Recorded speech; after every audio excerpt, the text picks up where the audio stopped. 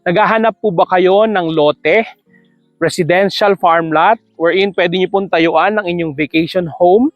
Pwede rin po, ang isa sa pinakamaganda rito ay resort. Dito po yan, andito ako ngayon sa Pristine Farm, Barangay Mangas 2, Alfonso, Cavite.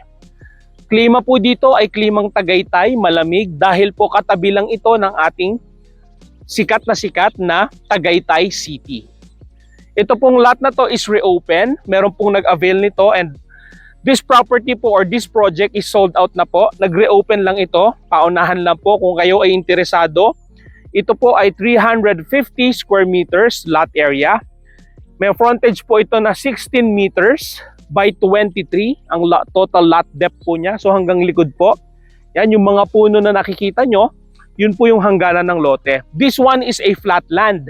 Kaya po kahit warehouse, pwede nyo pong ilagay dito. Kagaya po noon, nakikita nyo yon. Para po siyang warehouse type. Yan, pwede po yan dito.